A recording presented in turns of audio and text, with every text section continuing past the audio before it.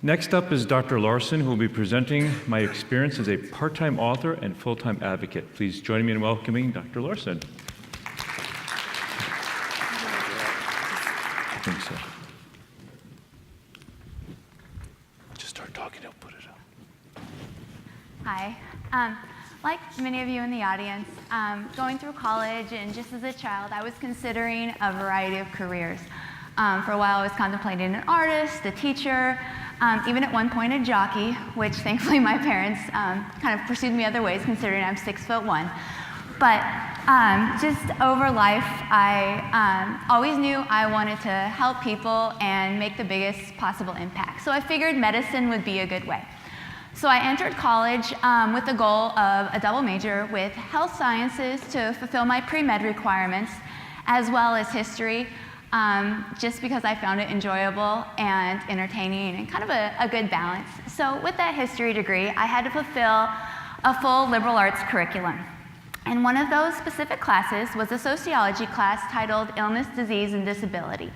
One of our first assignments was to go out in the community, go to our favorite restaurant, shop, anything, and see if it would be accessible to someone with a disability, particularly in a wheelchair.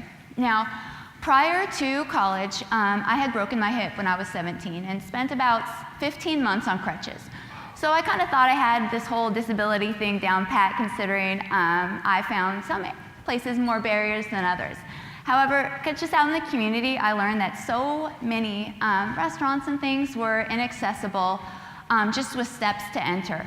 So that kind of really woke me up to this whole world of disabilities just that I hadn't been exposed to. So following college, I served with AmeriCorps and was placed in Wisconsin at a camp for people with disabilities. So one of my first campers that summer was a 7-year-old boy with cerebral palsy, and he wanted to play in the sandbox.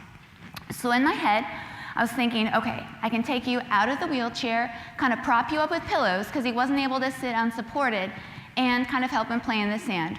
Well, I learned that they had accessible sandboxes that you could actually just roll the wheelchair right up, and the child can play in the sand without ever getting out of the wheelchair. And similarly with chalk. This little boy wanted to play with chalk. So my first thought again was, okay, I can take you out, we can sit you on the sidewalk, prop you up. And then I learned that they had adaptive, I'm sure there's a name, but they're adapted, basically long holders that have chalk on the end, that he can sit in his wheelchair and still play with chalk. So that kind of definitely solidified my career decision to go into something to help kids with disabilities. So following that, I started medical school at Creighton in Omaha, Nebraska. And around the same time I kind of learned and discovered what PM&R and rehab medicine was, I also met my husband. So we were separate years and couldn't do what many of you know as the couples match.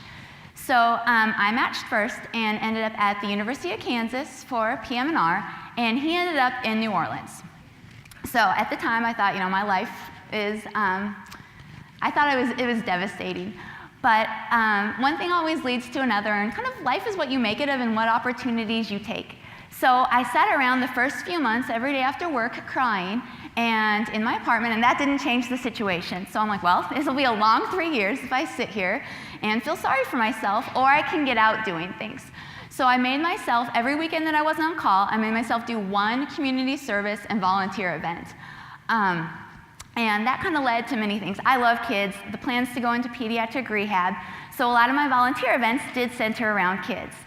And that led to babysitting jobs. So I was probably the most educated babysitter in Kansas City, both Kansas and Missouri. So I'd also babysat a lot on the weekends. And one of the little boys I was babysitting asked me what I did for my other job when I wasn't his babysitter. So I explained, that particular month I was at the VA. So I explained that I was working with injured soldiers, but the next month I was going to be working with kids with disabilities. And of course his next question was, what's a disability? So given that he was 5 years old, I didn't think I could quite explain cerebral palsy or spina bifida or some other kind of more complex things.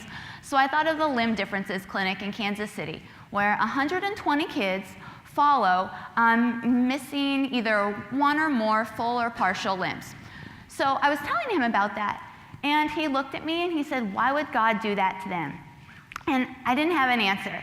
So I had to think quick on my feet, and I told them so they can show the world that they can do with one hand what I require two hands to do. These kids, I'm sure many of you worked with amputees, but they're awesome. They can, do their hair with one hand, they can tie a shoe with one hand. I cannot, and I've even had some OT help to try to teach me.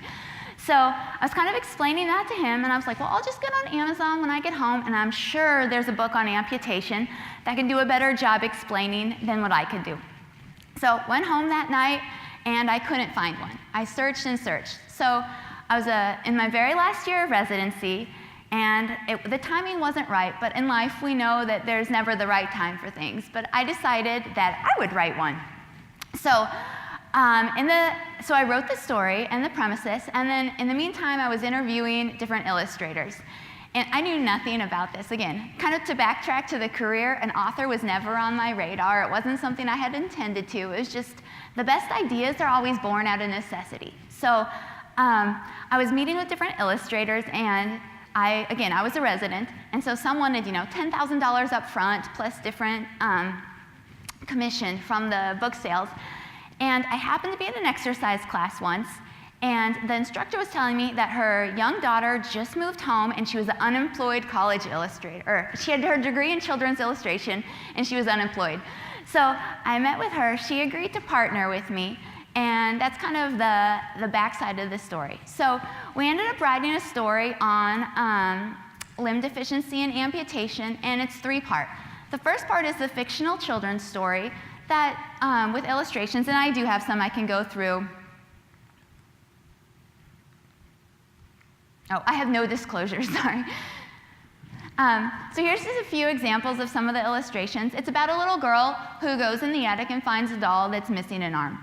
And so she learns that this is her favorite childhood friend, and she can do all these fun things.